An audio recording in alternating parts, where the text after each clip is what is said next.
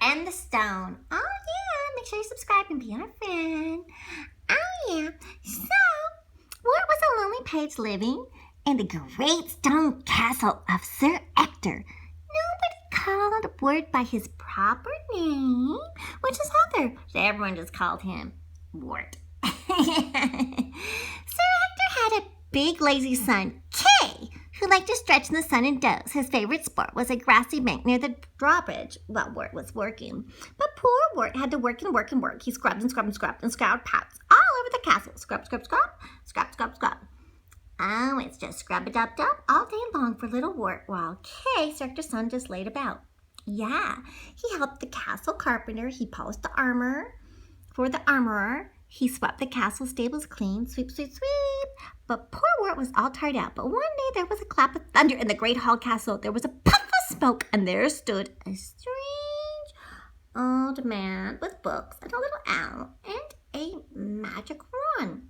Hello there, Wart. My name is Merlin, and I'm a wizard, he said. Wart needs lessons, so I have come. Sir Ector and Kay laughed and hooted. Ha ha ha, lessons. What does Wart need lessons for? Go away, old man, Sir Ector. Oh. Merlin waved his wand, and right there inside the great hall began to snow. The snow, Dad, snow. It snowed and it snowed and snowed. Well, Sir Ector changed his mind. He let Merlin stay on and said, Give Wart lessons if you like, and do get rid of the snow. We don't need snow at the castle. Oh, very well. I knew you would have it my way, said Merlin. Yes, indeed. I am the great Merlin. So, nobody understood why Wart needed lessons, but Merlin began to give him lessons. He led Wart down the moat one day, and he waved his wand. Wart, I'm going to wave my wand. Wart began to shrink. He shrank smaller and smaller and smaller, and suddenly he turned into a little fish and fell into the water. At first, it was great fun. I'm a fish, and I'm in the water. Yes, I am Merlin, and I'm a wizard. That's what wizards do. We change people into things, and we do magic. But then a big fish came along. Hello, I'm a big fish. He tried to catch the little fish for lunch. Poor little Wart, what could he do? Oh gosh, I'm going to be eaten alive. He used his head. He hid in a clump of seaweed so the big fish couldn't find him. Very good, said Merlin. You have learned your lesson, Wart. When in trouble, use your head. Yeah, well, thanks a lot for risking my life with a big, giant, ugly-looking fish who tried to eat me when I was a little fish. Merlin kept on with one lesson. Once he changed Wart into a squirrel. Hello, my little squirrel. Look how cute I am. As a squirrel, Wart stored nuts in the trees. He learned to be ready for what tomorrow might bring. Store those nuts in the trees. And another time, Merlin changed him into a bird. Hello, I'm flying. On seeing the world from way up there, he learned many things. Wart grew wiser and wiser, but still not understood what Wart need lessons. I'm flying. It's really cool to be a bird. And a squirrel was fun because it had so many nuts. It's kind of fun changing in and out of things. But a human is nice. One winter day, a knight came to the castle.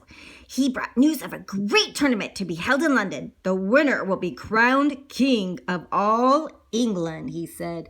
King of all England? A tournament? The very thing we needed to choose the English king, said Sir Ector.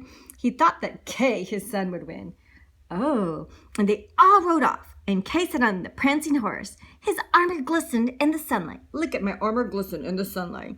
But Wart was just a lonely squire. He rode a plodding donkey all the way to the London town. What's on a little donkey? There's my donkey over the bridge. Yeah. After many days and nights, they came at last to the tournament's field. Look at the tournament. Oh, wow. Everyone's in armor and pretty armor. And there's Wart in just his little squire clothes and his little booties. Kay smiled proudly. Soon with spirit sword, he would fight and win the crown. Yes, son, you will win and be the king. That's right, Dad. Suddenly, Wart ran from the field. He had forgotten Kay's sword. It was back at the inn where he had slept. Wart ran as fast as he could, but when he got to town, it was closed. Oh no, I forgot my sword. Oh, there's a sword right there. Poor Wart, where could he find his sword? He ran and ran in the churchyard and saw a marble stone. On it stood a steel anvil, and stuck through the anvil was a gleaming sword. Look at that sword. A sword in the stone. A sword. Wart quickly pulled it out and quickly carried it back to the tournament. But that's not Kay's sword, cried Sir Ector when he saw it. Then he saw some letters written in gold on the sword. What is this, I say? Where did you get the sword? What? Where did you get it? What?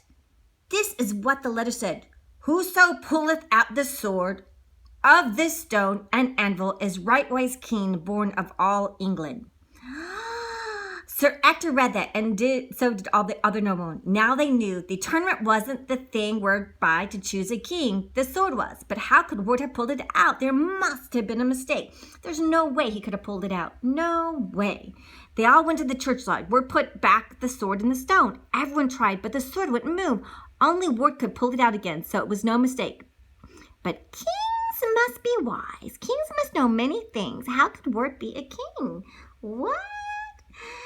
Did they really gonna let him? Because everyone tried, but only the boy could pull the sword out of the stone. Yeah. Wart was wise enough, and he knew enough, for that's what his lessons had been, to prepare Wart to be king. And the Wart became the king, and forever as the King Arthur. Yep.